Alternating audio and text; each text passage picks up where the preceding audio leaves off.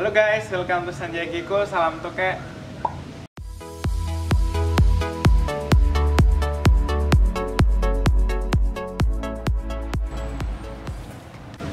Hari ini aku pengen semacam memberikan sedikit penjelasan tentang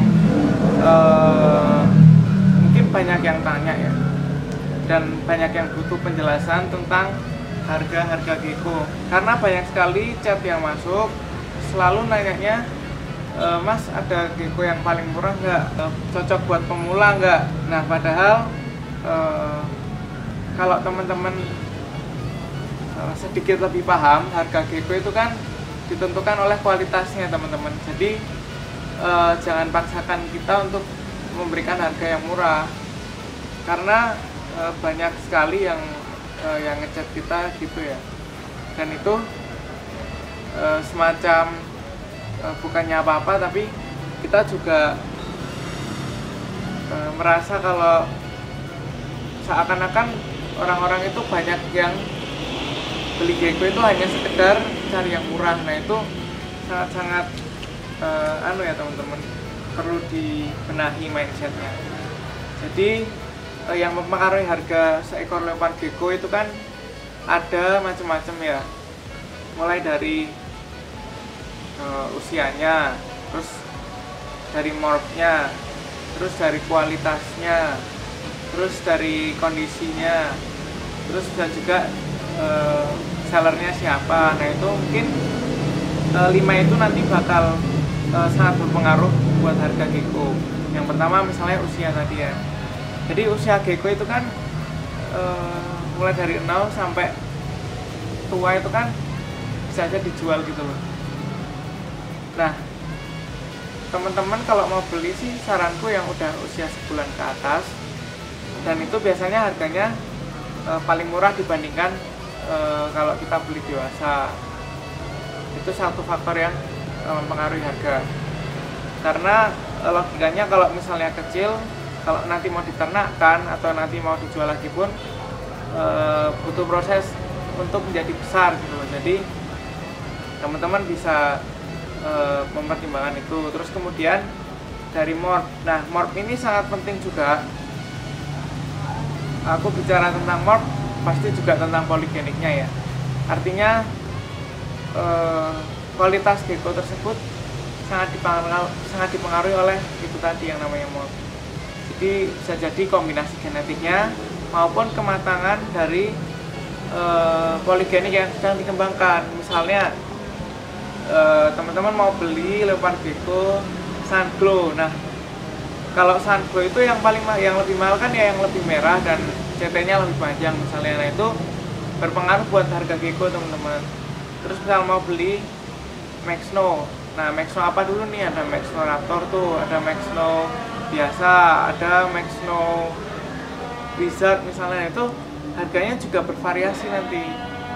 Terus juga misalnya poligenik apalagi ya, misalnya line Afghaniscus tuh yang udah jadi yang patternnya udah tebel-tebel, terus ada nosebandnya, itu juga pasti lebih mahal daripada yang masih standar lah, masih apa ya istilahnya, masih murni, masih belum matang poligeniknya. Nah kemudian yang ketiga tadi apa ya, kondisinya ya, kondisi geckonya. Nah kondisi ini sangat penting juga. Misalnya kita beli gecko kok geckonya kurus-kurus atau kok terlalu gendut, nah itu juga nggak terlalu baik teman-teman. Mungkin teman-teman bisa mulai lihat gecko yang nyaman dilihat dan yang sehat ya harusnya. Nah yang terlalu kurus nggak terlalu baik karena dia rentan terhadap penyakit misalnya. Terus yang terlalu gendut juga nggak baik karena dia juga beresiko kena penyakit yang lain, misal kayak obesitas gitu kan, ngaruh buat kinerja tubuhnya, metabolisme dan sebagainya lah. Aku nggak pandai menjelaskan itu, tapi itu bisa dipertimbangkan dengan melihat fisiknya gitu. Terus yang terakhir kan tadi tentang sellernya ya. Nah ini seller itu juga menurutku sangat penting ya, karena gecko ini kan hewan hobi ya.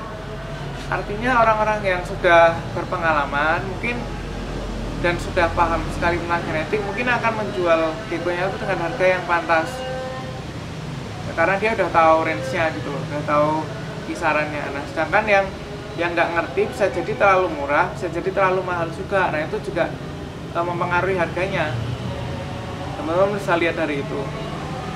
Nah terus kayak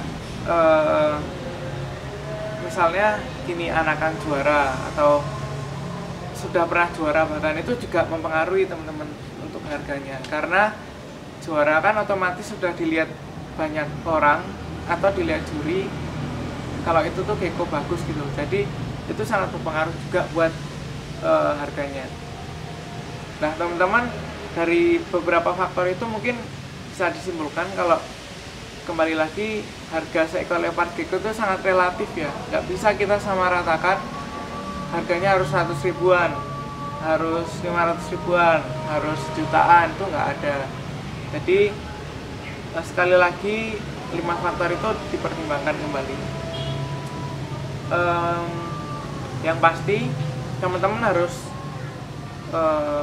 nonton yang video tentang pemula, itu udah aku jelasin juga sedikit sih tentang